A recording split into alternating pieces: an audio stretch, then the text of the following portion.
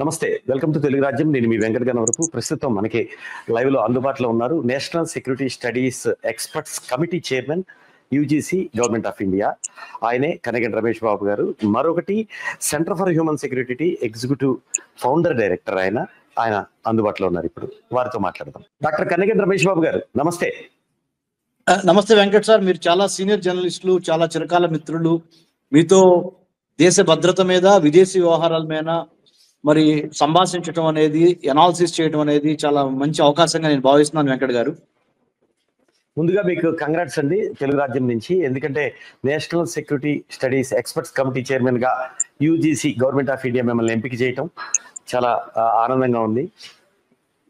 Thank you very much sir. ముఖ్యంగా వెంకట్ గారు, భారతదేశానికి స్వతంత్రం వచ్చి ఇప్పుడు 78 ఏళ్ళు అయితే, స్వతంత్రం వచ్చిన తర్వాత మొట్టమొదటిసారిగా దేశ భద్రత, దేశ రక్షణ మీద నేషనల్ సెక్యూరిటీ స్టడీస్ అనే ఒక కంపల్సరీ కోర్సు అన్ని విశ్వవిద్యాలయాల్లోనూ, కాలేజీల్లోనూ ప్రవేశపెట్టాలని మరి జాతీయ భద్రతా సలహాదారు ప్రధానమంత్రి గారికి మరి శ్రీ అజిత్ దోవల్ గారు, ఆయన నేతృత్వంలోని జాతీయ భద్రతా మండలి ఈ నిర్ణయం తీసుకోవటం, ఆ నిర్ణయం తీసుకున్న తర్వాత వాళ్ళు యూజీసీకి ఇన్ఫార్మ్ చేయటము, మరి యూజీసీ ఒక చైర్మన్ గా నాకు బాధ్యతలు ఇచ్చి నేషనల్ సెక్యూరిటీ స్టడీస్ మీద నా కమిటీలో 2 వైస్ ఛాన్సలర్స్, ఒక 4 ఎమినెంట్ ప్రొఫెసర్స్ ని పెట్టి జాతీయ భద్రతా మండలి నుంచి ఏపీ మాథూర్ ఐపీఎస్ రిటైర్డ్ గారిని స్పెషల్ ఇన్వైటీగా పెడతాం కూడా.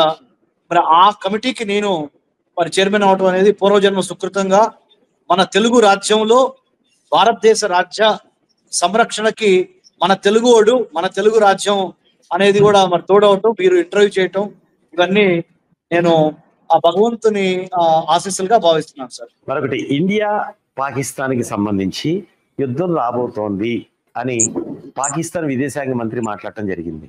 వస్తుందా ఇండియా పాకిస్తాన్ యుద్ధము? పాకిస్తానీ ప్రధానమంత్రి, పాకిస్తానీ విదేశాంగ మంత్రి, పాకిస్తానీ ఆర్మీ చీఫ్ వాళ్ళందరూ ఒక దాన్ని ఏమంటారంటే సార్, ఒక భ్రమలో, ఒక భ్రాంతిలో బ్రతుకుతూ ఉంటారు. సువిశాల భారతదేశానికి 15,000 కిలోమీటర్లు మనకి ల్యాండ్ బోర్డర్స్ ఉన్నాయి. 11,098 కిలోమీటర్లు మనకి కోస్తా తీరం ఉంది భారతదేశానికి. మరి $4.5 ట్రిలియన్ ఆర్థిక వ్యవస్థ మంది. అత్యద్భుతమైన టాలెంట్, ట్రేడ్, టెక్నాలజీ, టూరిజము, ఈ రంగాల్లో మరి ఒక వినూత్నమైన పేరును తెచ్చుకున్నాం. మనం మంచి పేరు తెచ్చుకున్నాం ప్రపంచ దేశాల్లో. ఐటీ, సాఫ్ట్వేర్, స్పేస్ టెక్నాలజీ దగ్గర నుంచి ఇంత సువిశాల కాశ్మీర్ నుంచి కన్యాకుమారి వరకు ఉన్న భారతదేశంతో యుద్ధం చేయాలని పాకిస్తాన్ అనుకుంటుందని పాకిస్తానీ విదేశాంగ శాఖ మంత్రి చెప్పటంలోనే వాళ్ళ అమాయకత్వము, వాళ్ళ తెలివి తక్కువతనానికి, వాళ్ళ యొక్క అహంకారానికి అది ఒక గుర్తుగా మనం గ్రహించాలి. ఎందుకంటే అరిచే కుక్క కరవదంటారు.